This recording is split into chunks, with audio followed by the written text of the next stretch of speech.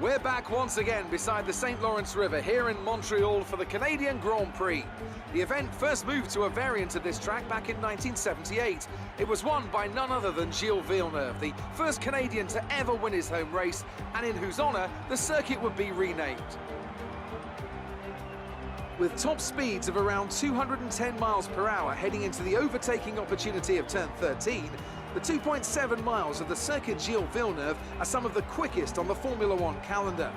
There are 14 corners in total, with 60% of the lap taken at full throttle, and average lap speeds clock in at about 130 miles per hour. Alongside me once again for coverage of today's race, it's none other than the great Anthony Davidson. Let's talk about Joker. As with all the drivers at this level, they have a lot of ambition. But Formula One's a daunting step up from any other series, so expectations are high right from the start. That's right, it is a difficult environment to come into. In junior categories, you're competing against drivers with similar levels of experience, but some of these guys in Formula One have been there for over a decade. But I have to say, in this case, it's so far so good.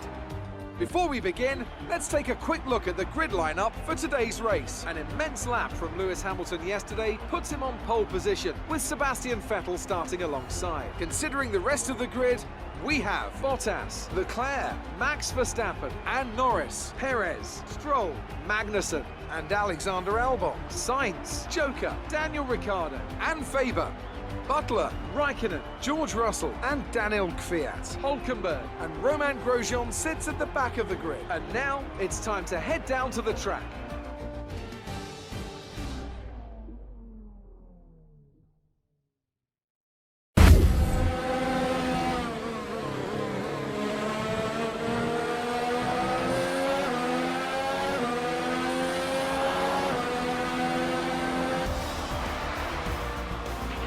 Top job, my friend, top job. I was a bit worried about this one at the start of the weekend, but you pulled through. Thank you. The Mercedes team pulled out a fantastic performance today. They should be proud. Talk to me, Ant. What was it that set them apart from the competition today? Well, time management probably played quite a large role in the outcome of this one. As ever, it's not just about speed, it's all about maintaining that speed consistently over a stint, over a race distance. So being able to keep up the lap times while still being smooth on the controls and gentle on the tyres, that's really where the race was won today. Mercedes are on top form once again after an excellent race weekend. It's great to see them up on that podium once again.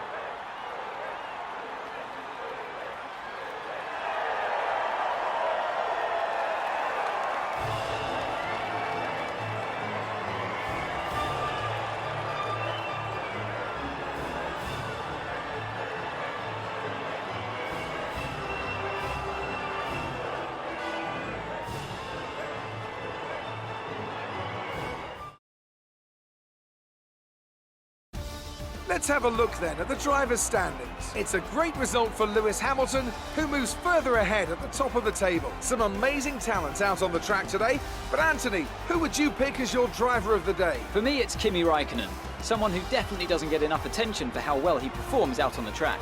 Let's move on to the constructors. Mercedes continue to extend their lead. Meanwhile, Ferrari have improved their position. A strong weekend from them as they fight their way towards the top. And with that, we wrap up another weekend of motorsport.